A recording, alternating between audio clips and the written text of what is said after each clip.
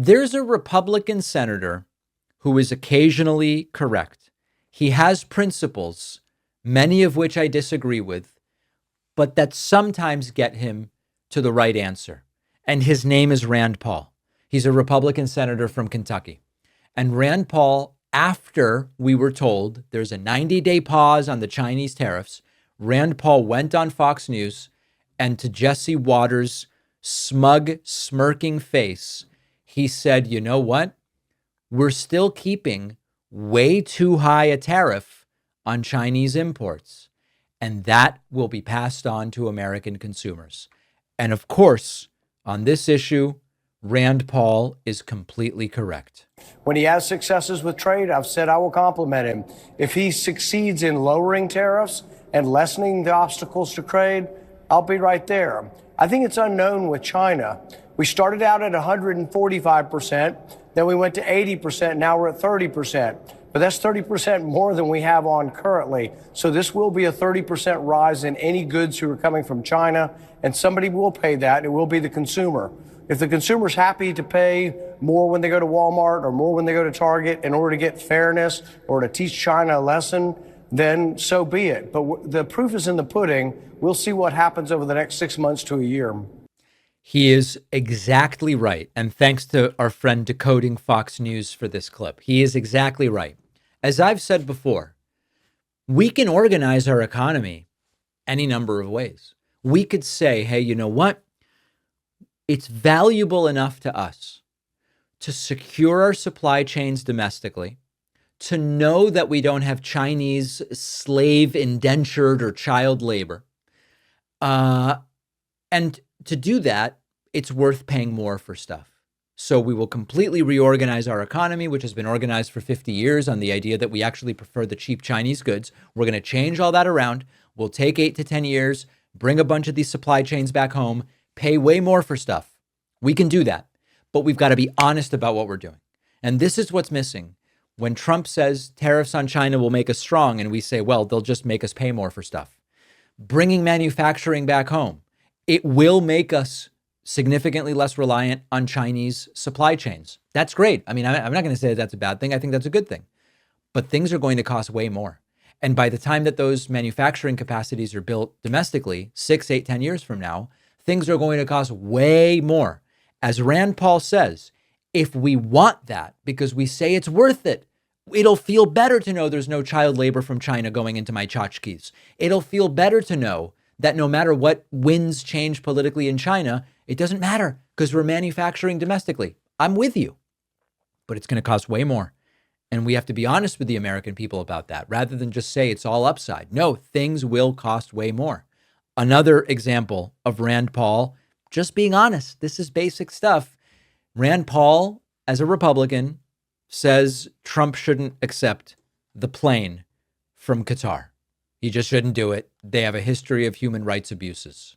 Take a listen. So should we be putting out our gimmies, Senator? Well, it's a little bit different than a gimme putt. And the Constitution in Article 2 talks about the president can't take emoluments or gifts from foreign leaders.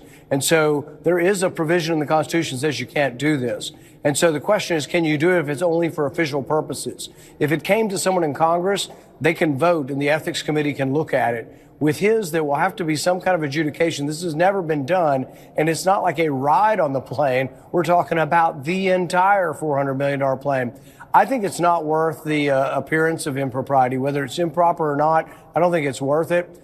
The other problem with Qatar is, I've spent time trying not to sell weapons to Qatar because they have human rights violations of their people. Many of their people are prevented from participating in the government, and some of the minority religious folks in Qatar are treated poorly. And so I really haven't been a big fan, and I wonder if our ability to judge their human rights record would be clouded by the fact of this large gift. So I wouldn't take it. That's just me. I don't think it's a good idea. If Qatar does give it to him, and he says, hey, Rand, you want to hop on a jet down to Palm Beach? You'll say no?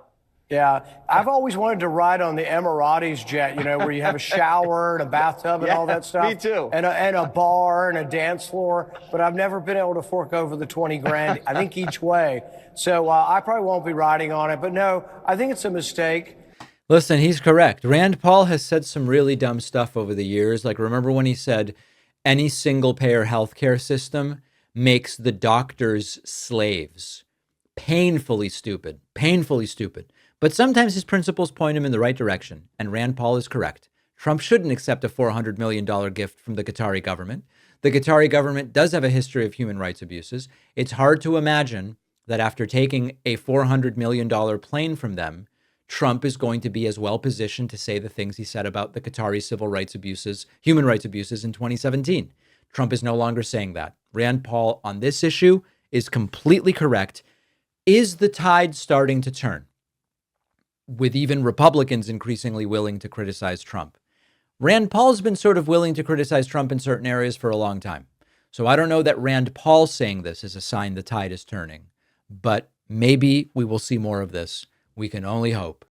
After researching, writing, refining, The Echo Machine, my book, is finally out. This is not just a book about how American politics got so broken. It's also about what's happening right now and what we can still do to stop things from getting worse. Trump's been back in power. The results have been even more catastrophic than many feared, with targeting of political opponents and gutting democratic institutions, laying the groundwork to even further consolidate power.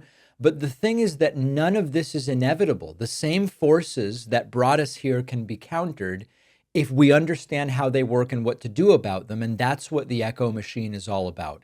Some say that without corporate media backing, books like this can't succeed. I think we can prove them wrong. You can get the Echo Machine right now at davidpakman.com/echo on Amazon, Barnes & Noble, Audible, Kindle, or by calling any local bookstore and asking them to order it. This book is more important than ever. If you care about what happens next, and I do, check out the Echo Machine today at davidpakman.com/echo.